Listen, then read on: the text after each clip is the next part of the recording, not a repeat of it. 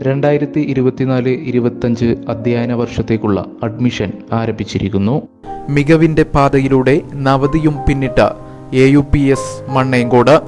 കുലക്കല്ലൂർ ഗ്രാമപഞ്ചായത്തിന്റെ നേതൃത്വത്തിൽ SSLC +2 പരീക്ഷകളിൽ മുഴുവൻ വിഷയങ്ങളിലും A+ നേടിയവരെ അനുമോദിച്ചു. കുലക്കല്ലൂർ ഗ്രാമപഞ്ചായത്ത് ഭരണസമിതി SSLC +2 പരീക്ഷകളിൽ മുഴുവൻ A+ നേടിയ കുട്ടികളെ അനുമോദിച്ചു. പഞ്ചായത്ത് പരിധിയിൽപ്പെടുന്ന 90 കുട്ടികൾക്കാണ് അനുമോദനം നൽകിയത്. പരിപാടി ഗ്രാമപഞ്ചായത്ത് പ്രസിഡന്റ് V. രമണി ഉദ്ഘാടനം ചെയ്തു. വിജയിക്കുക എന്ന് പറയുമ്പോൾ നമ്മുടെ ഉപരിപഠനത്തിന്റെ ആദ്യ ഘട്ടമാണ്. അതേപോലെ തന്നെ +2 വിജയം രണ്ടാം ഘട്ടമാണ്. ഇതിനു മുകളിലായി ഒട്ടേറെ വിജയങ്ങൾ നമുക്ക് കരസ്ഥമാക്കി കൊണ്ടുവേണം നമ്മുടെ ഭാവി ഏതാണ് എന്ന് നിർണ്ണയിക്കേണ്ടത്.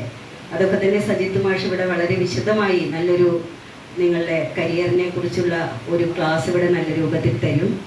എന്തായാലും നമ്മളോടൊപ്പം ചേർത്ത് പിടിക്കേണ്ട, നമ്മൾ മനസ്സിലാക്കേണ്ട ഒരു കാര്യമുണ്ട്. പിറകിൽ പോയ വിദ്യാഭ്യാസം കൊണ്ട് പഠനം കൊണ്ട് പിറകിൽ പോയ കഷ്ടിച്ച് ജസ്റ്റ് പാസ് ആയിട്ടുള്ള കുട്ടികൾ ഒട്ടും മോശക്കാരല്ല. നമ്മളത് മനസ്സിലാക്കിക്കൊണ്ട് വേണം അവരെ നമ്മളോടൊപ്പം ചേർത്ത് പിടിച്ചുകൊണ്ട് മുന്നോട്ട് പോവാൻ.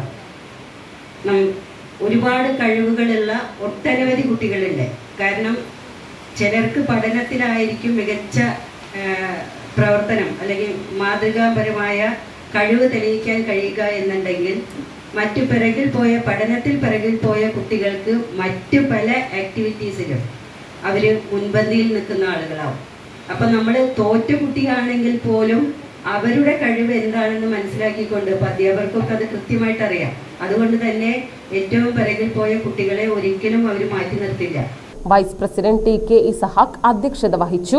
ഗവേഷക വിദ്യാർത്ഥിയും കോളേജ് അധ്യാപകനും ട്രെയിനറുമായ സജിത് ശ്രീധരൻ വിദ്യാർത്ഥികൾക്കായി മോട്ടിവേഷൻ ക്ലാസ് എടുത്തു.